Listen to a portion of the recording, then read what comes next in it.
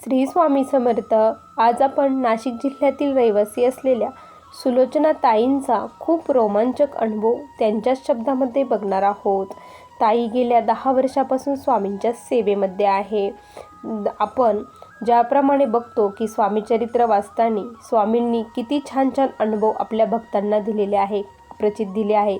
तेच अनुभव, तीच प्रचिती आज हुबेहूब घडताना आपल्याला दिसत आहे. हम गया नहीं जिंदा हो याची प्रचिती या ताईंना महाराजांनी कशी दिली ते बघा. ताई म्हणतात, मला गेल्या 10 वर्षापासून पोटदुखीचा त्रास होता. हा त्रास माझा कमी व्हावं यासाठीच मी स्वामींच्या सेवेमध्ये आले होते. पण 10 वर्षापासून माझा हा त्रास काही केल्या कमी होत नव्हता. जे नाही ते डॉक्टर मी केले, जे नाही ते उपाय केले, स्वामींचीही सेवा केली, पण मला काही रिझल्ट मिळत नव्हता. माझं खूप प्रचंड पोट दुखत होतं.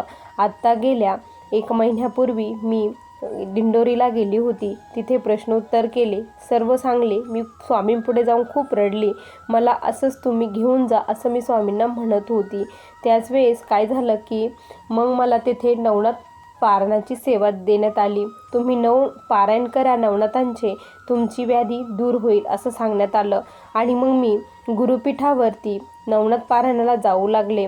माझे 7 पारायण झाले आणि 8वं पारायण हे सुरू होतं.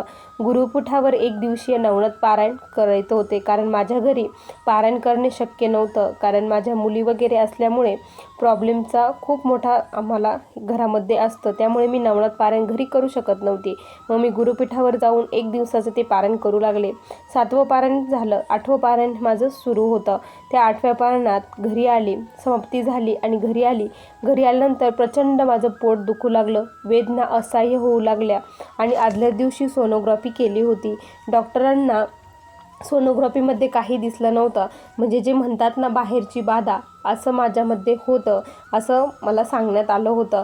आणि मग रिपोर्ट नॉर्मल होते. दुसऱ्या दिवशी प्रचंड पोट दुखू लागलं आणि मग काय झालं की अचानक दुपारी रक्तस्राव, बेंबीमधनं माझ्या रक्तस्राव होऊ लागला. मी खूप घाबरली, हॉस्पिटलला जावं असं वाटलं.